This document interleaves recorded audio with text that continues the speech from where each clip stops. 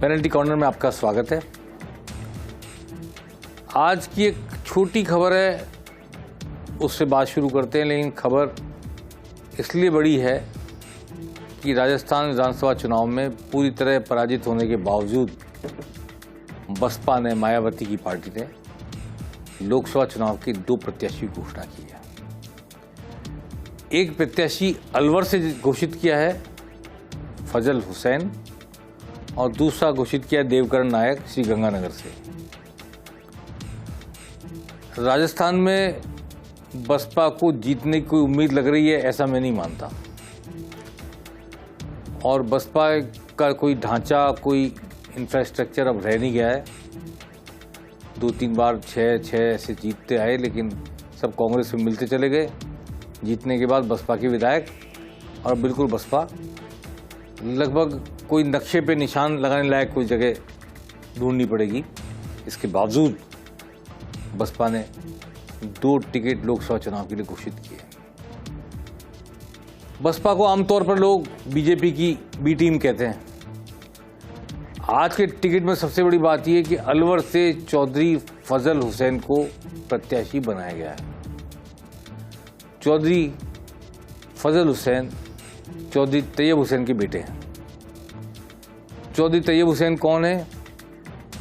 ऐसे एकमात्र राजनेता हैं भारत के राजनीति के इतिहास में जो 3 राज्यों से मंत्री रहे हैं, 3 राज्यों की सरकारों में मंत्री रहे हैं। सबसे पहले पंजाब सरकार में मंत्री थे, फिर जब हरियाणा बना अलग होकर पंजाब से, तो हरियाणा सरकार में मंत्री रहे, फिर राजस्थान से भी चुनाव लड़ा, राजस्थान सरकार में मंत्री रहे। चौधरी तैयब हुसैन के बेटे और कांग्रेस सरकार में मंत्री रही जाहिदा के भाई। मैं नहीं जानता कि इन दोनों के बीच क्या संबंध है, बोलचाल है नहीं है। जाहिदा कांग्रेस से प्रत्याशी थी और मंत्री रही गहलोत सरकार में। उनके भाई और चौधरी तैयब हुसैन के बेटे चौधरी फजल हुसैन, कई लाख मेव वोट हैं इस इलाके में, और मेव वोट एक मुश्त कांग्रेस को पड़ने की पूरी उम्मीद थी। ऐसा माना जा रहा है थानागाजी में और दूसरे इलाकों में, लक्ष्मणगढ़ में, क्षमा करें, जो रामगढ़ है उस पूरे इलाके में, और तिजारा में, वहाँ पर कांग्रेस को जो वोट पड़ सकते थे उन वोटों को अब चौधरी फजल हुसैन खींच कर ले जाएंगे। ये एक राजनीतिक गलियारों में प्रश्नवाचक चिन्ह उभर कर सामने आया है। और क्या चौधरी फजल हुसैन के खड़े होने से केंद्रीय मंत्री और भाजपा के कैंडिडेट भूपेंद्र यादव की राह आसान होगी? उनके लिए रास्ता बनेगा वापस से संसद में जाने का और पहली बार लोकसभा का सदस्य बनने का? ये आने वाला वक्त बताएगा। जो देवकरण नायक खड़ा किया गया, गंगानगर के हमारे सूत्र बताते हैं कि गंगानगर में हैं एससी के काफ़ी वोट, चूँकि सीट रिजर्व है एससी के लिए, लेकिन जानकार लोगों का कहना है कि नायक समाज के वोट भी पूरे इनको मिल पाए, ऐसा नहीं लगता। आमतौर पर जो तटस्थ प्रेक्षक है उनका कहना यह है कि लोग इस बार मोदी और नो मोदी ये वोट डालेंगे। तो उसमें पोलराइजेशन होगा वोट का। जो जय श्री राम वाले लोग हैं, जो अनुच्छेद 370 वाले हटाए जाने के पक्ष वाले लोग हैं, जो मोदी है तो मुमकिन वाले लोग हैं, जो राम मंदिर वाले लोग हैं, वो सब के सब मोदी के साथ जाएंगे। और जो ये नहीं है, वो किसी जाति की वसीयत दें या कांग्रेस की पार्टी की विचारधारा के कारण दें, बीजेपी आरएसएस की विचारधारा के खिलाफ होने के कारण दें, पर वो दूसरी तरफ वोट देंगे। तीसरे आदमी को वोट देने की गुंजाइश और लॉजिकल कोई बात लोगों का मानना है कि नज़र नहीं आती। फिर भी जब कैंडिडेट खड़ा किया है तो कोई तो सोच समझ कर किया गया होगा, और कुछ तो वो असर दिखाएंगे अपना। क्या दिखाते हैं ये आने वाले वक्त में पता चलेगा। अपैरेंटली ऐसा लगता है कि दोनों प्रत्याशी कांग्रेस को डैमेज करेंगे। बांसवाड़ा की सीट की मैंने चर्चा की थी आपसे पहले, जब महेंद्रजीत सिंह मालवीय कांग्रेस छोड़ के बीजेपी में चले गए और फिर उनको टिकट दे दिया गया। पूरे 20 साल 25 साल कांग्रेस में उन्होंने खूब मजे लूटे। जिला प्रमुख रहे, पत्नी जिला प्रमुख रही, अध्यक्ष रहे, क्षमा करें वो मंत्री रहे, कैबिनेट मंत्री रहे गहलोत सरकार में। उसके बाद सत्ता का सारा सुख भोगने के बाद वो बीजेपी में गए और बीजेपी में जाके उनको टिकट मिल गया। बीजेपी के पास ऑब्वियस वहाँ पर अच्छा कैंडिडेट नहीं था। अब ये संकट कांग्रेस के पास हो गया, क्योंकि वो भी उम्मीद लगा के बैठे थे। मनजीत सिंह मालवीय की बड़ा कद्दावर व्यक्तित्व है उनका पॉलिटिकली, लेकिन उनके विरोधी और कांग्रेस के विधायक अर्जुन बामनिया ने कुछ पहल की और बहुजन, क्षमा करें, भारतीय आदिवासी पार्टी बाप जिसको कहते हैं, बाप के साथ कुछ तालमेल की कहानी शुरू की है। बाप का जबरदस्त प्रभाव है इस इलाके में, उनके विधायक भी आए जीतकर, और बाप और कांग्रेस अगर अलग अलग चुनाव लड़ेगी तो मनजीत सिंह मालवीय को जीतने से कोई नहीं रोक सकता। मनजीत सिंह मालवीय के समक्ष कांग्रेस की चुनौती तभी चुनौती बनकर सामने आएगी जब बाप और कांग्रेस एक हो, चाहे चुनाव चिन्ह कांग्रेस का हो, चाहे चुनाव चिन्ह बाप का हो, चाहे प्रत्याशी बाप का हो, चाहे चुनाव प्रत्याशी कांग्रेस का हो। ये दोनों एकजुट होंगे तभी कुछ बात बन पाएगी भाजपा के खिलाफ। अब भाजपा के खिलाफ बात बन पाए इस कोशिश में अर्जुन बामनिया लगे हैं, रमीला खड़िया वहाँ से विधायक हैं वो लगी हुई हैं, नानालाल नीनामा जो विधायक है वो लगे हुए हैं, खुद अशोक गहलोत कोशिश कर रहे हैं कि समझौता हो जाए बाप के साथ, डोटासरा पीसी चीफ कोशिश कर रहे हैं, टीकाराम जूली समझाने की कोशिश कर रहे हैं, लेकिन अभी बात समझ में नहीं आ रही। दोनों मिलकर चुनाव लड़ पाएंगे ये अभी नहीं कहा जा सकता, पर दोनों का मिलकर चुनाव लड़ना कितना जरूरी है मैंने अभी आपको बताया इन दोनों के लिए। और ये दोनों मिलकर नहीं लड़े तो मनजीत सिंह मालवीय भाजपा के टिकट पर कितने ताकतवर होंगे इसमें कोई प्रश्नवाचक चिन्ह नहीं लगा सकता। ऐसे ही हनुमानगढ़, क्षमा करें, हनुमान बेनीवाल को लेके भी, नागौर को लेके बात चल रही है। पता लगा है कि हनुमान बेनीवाल 2 सीटें मांग रहे हैं, नागौर और बाड़मेर, जबकि कांग्रेस एक ही देना चाहती है, क्योंकि विधानसभा में भी एक ही सीट आई है हनुमान बेनीवाल के पास।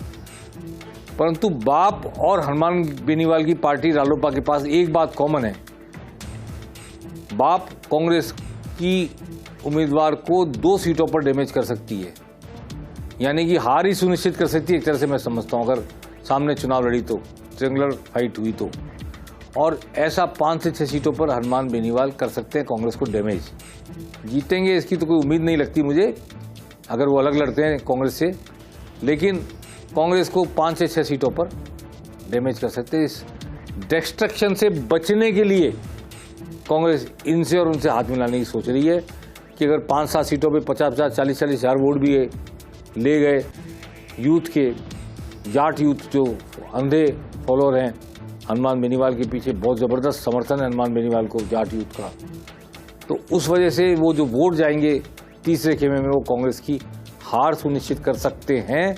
इसलिए दोनों से हाथ मिलाने की कोशिश की जा रही है।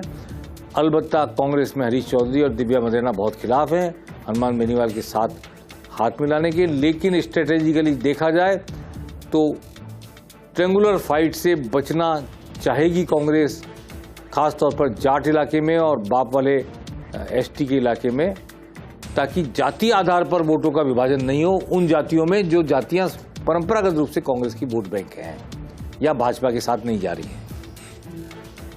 अब देखते हैं क्या होता है, गठबंधन कुछ होता है नहीं होता है। मायावती ने अलबत्ता आज ये साफ कर दिया कि वो 2 सीटों पे कम से कम प्रत्याशी उतार के कोशिश करेगी ट्रायंगुलर फाइट हो। बीजेपी ने आज दूसरी सूची जारी की, लेकिन राजस्थान उसमें नहीं था। नितिन गडकरी को चुनाव लड़ाया जाता है, अनुराग ठाकुर का नाम था। मनोहर लाल खट्टर जो कल तक हरियाणा के मुख्यमंत्री थे, कल उन्होंने मुख्यमंत्री पद से इस्तीफा दिया। आज उन्होंने नायाब सैनी के बहुमत साबित करने के तत्काल बाद अपनी विधानसभा की सीट से इस्तीफा दे दिया। हालांकि इस्तीफा देने की उन्हें कोई जरूरत नहीं थी लोकसभा चुनाव लड़ने के लिए, लेकिन उन्होंने एक पाक साफ तरीके से इस्तीफा देकर चुनाव लड़ना उचित समझा और वो भी आज लोकसभा क्षेत्र में प्रत्याशी घोषित कर दिए गए हैं। इसके अलावा कृष्णपाल गुर्जर हैं और कई केंद्रीय मंत्री जिनको आज टिकट दिया गया, और 3 पूर्व मुख्यमंत्रियों को भी आज इस सूची में टिकट दिया गया, इसमें बुमई भी शामिल है। तो इस तरह अच्छी एक रिच सूची भाजपा की आई है, लेकिन राजस्थान उसमें नहीं है। राजस्थान पर विचार अब होगा राजस्थान में 15 सीटें भाजपा डिक्लेयर कर चुकी, 10 सीटों पर विचार चल रहा है। इसमें भीलवाड़ा, अजमेर, राजसमंद एक साथ विचार होगा, क्योंकि राजसमंद से कांग्रेस से रावत आ सकता है, अजमेर से कांग्रेस भी जाट को खड़ा कर सकती है, कांग्रेस भीलवाड़ा से किसी ब्राह्मण या वणिक वैश्य वर्ग के व्यक्ति भी खड़ा करेगी। तो ये बहुत सारे कॉम्बिनेशन देख करके 18 तारीख को, अभी जयपुर की दोनों सीटों पर भी कोई फैसला नहीं हुआ है। ये 5 सीटें तो बिल्कुल अटकी ही पड़ी हैं, गंगानगर भी शामिल है, झुंझुनू भी शामिल है। तो अभी इन सीटों पर टोंक स्वाभिमान से भी नहीं आया अभी प्रत्याशी बीजेपी का। तो 10 सीटों पर बीजेपी के प्रत्याशी 18 तारीख को सीईसी की बैठक में डिस्कस होंगे। हो सकता है 18 मार्च को उन प्रत्याशियों की घोषणा हो जाए, या उन प्रत्याशियों की घोषणा ना हो तो 19 को हो जाए, पर फैसला शायद 18 मार्च को हो जाएगा। ऐसे संदेश, ऐसे संकेत हमें मिल रहे हैं। अभी कांग्रेस की अगली सूची भी, जिसमें 15 नाम आने हैं, कांग्रेस ने 10 नाम घोषित किए, वो भी 18 के सीईसी होगी और 20 के आसपास आएगी। कांग्रेस बीजेपी के प्रत्याशियों को देखना चाहेगी, जिन सीटों पर अभी उन्होंने प्रत्याशी नहीं उतारे उन पर, और बीजेपी के प्रत्याशियों के साथ जातीय समीकरण देखते हुए प्रत्याशी उतारने की कोशिश करेगी कांग्रेस। और कांग्रेस की दूसरी सूची में कौन कौन आता है, ये सब अभी कयास लग रहे हैं, क्योंकि कोई नहीं कह सकता कौन भाजपा छोड़ के कांग्रेस में जा रहा है, कौन कांग्रेस छोड़ के भाजपा में जा रहा है। कोई बड़े दिग्गज नेता का भी नाम लिया जा रहा है जो भाजपा छोड़ के कांग्रेस में आ रहे हैं, उन्हें भीलवाड़ा से भी लड़ाया जा सकता है चुनाव, इसकी भी संभावना व्यक्त की जा रही है, या राजसमंद से भी उन्हें चुनाव लड़ाया जा सकता है। ऐसा भी एक नाम चर्चा में है। हम नहीं जानते कि वो दल छोड़ेंगे कांग्रेस, क्योंकि वो परमानेंट शुरू से डे 1 से कांग्रेस ही रहे, कट्टर हैं कांग्रेस के, लेकिन चर्चा चल पड़ी है और उनके कई समर्थक भाजपा में जा चुके हैं। तो अब 18 तारीख का इंतजार करना पड़ेगा कांग्रेस बीजेपी की राजस्थान की सूची को लेकर। आज वसुंधरा राजे अस्पताल गई, एसएमएस हॉस्पिटल, और उन्होंने अस्पताल जाकर ओटाराम देवासी के हालचाल पूछे, जो मंत्री हैं इस वक्त राजस्थान सरकार में। बहुत लोगों को याद होगा कि वसुंधरा राजे ही ओटाराम देवासी को राजनीति में लेकर आई थी। वो वहाँ के एक राजनीतिक व्यक्ति नहीं थे, बल्कि धर्मगुरु थे देवासी समाज के। वसुंधरा राजे ने पहले उनको केंद्र में एक मंत्री पद के समान एक ओहदे पर बैठाया, उन्हें लेने, आपको याद होगा, हेलीकॉप्टर दिल्ली से आया था उनको लेने के लिए। फिर बाद में उनको विधायक का चुनाव लड़ाया, वो मंत्री बने, अभी फिर मंत्री हैं वसुंधरा राजे। आज एसएमएस अस्पताल गई और अपने इन पुराने राजनीतिक सहयोगी को, जो आज भजनलाल कैबिनेट में मंत्री हैं, उनकी कुशल क्षेम जानी, उन्हें शुभकामनाएं दी और प्रार्थना की कि वो जल्दी से जल्दी ठीक हो। अभी एक काम आज और हुआ है, वो पीएम स्वराज राष्ट्रीय पोर्टल की लॉन्चिंग का कार्यक्रम हुआ आज, और राजस्थान से मुख्यमंत्री भजनलाल शर्मा और कई किरोड़लाल मीणा कैबिनेट मंत्री सहित कई लोग इसमें शामिल हुए, और जाबर सिंह खर्रा भी हमें दिखाई दे रहे हैं। ये अविनाश गहलोत भी इस कार्यक्रम में थे, राजस्थान के कैबिनेट मंत्री हैं अविनाश गहलोत। और नमस्ते इंडिया, नमस्ते योजना, सॉरी नमस्ते आरआईसी में ये प्रोग्राम हुआ, नमस्ते योजना के तहत भी कार्यक्रम हुआ। 2 कार्यक्रम आज एक साथ हुए थे, एक दुर्गापुरा में हुआ, एक आरआईसी में हुआ। और मुख्यमंत्री भजनलाल शर्मा ने कहा कि जिस तरह मोदी ने अपने किए हुए काम जनता के सामने रखे, हर पार्टी को अपने किए हुए काम जनता के सामने रखकर वोट मांगने चाहिए। आइए सुनते हैं क्या कहा भजनलाल शर्मा ने। आपकी केंद्र की सरकार और राज्य की सरकार डबल इंजन के रूप में काम कर रही है। हम आपसे कहना चाहते हैं कि डबल इंजन की सरकार युवा, महिला, गरीब, किसान के हित में हमेशा काम करेगी। आपने हमारा राजस्थान की सरकार का 3 महीने का कार्यकाल आपने देखा है। 3 महीने का कार्यकाल आपने देखा है, लेकिन वोट तो मोदी के कार्यकाल पर, मोदी है तो मुमकिन है पर ही पड़ेंगे राजस्थान में, बीजेपी के लिए पड़ने वाले वोट, ऐसा मेरा मानना है। कांग्रेस में आज राष्ट्रीय अध्यक्ष मल्लिकार्जुन खड़गे ने 5 नई गारंटियां महिलाओं को लेकर, महिला न्याय को लेकर, नारी न्याय को लेकर घोषित किया। आइए सुनते हैं क्या कहा खड़गे ने। 5 घोषणाएं कर रही है। उसमें पहली घोषणा है महालक्ष्मी गारंटी। इसके तहत सभी गरीब परिवार की एक महिला को सालाना 1 लाख रुपए की सहायता दी जाएगी। दूसरी घोषणा है आधी आबादी पूरा हक। इसके तहत केंद्र सरकार की नई नियुक्तियों में आधा हक महिलाओं को मिलेगा।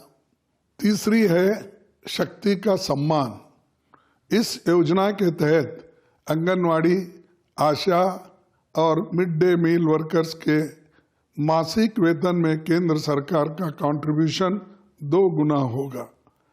चौथा है अधिकार मैत्री।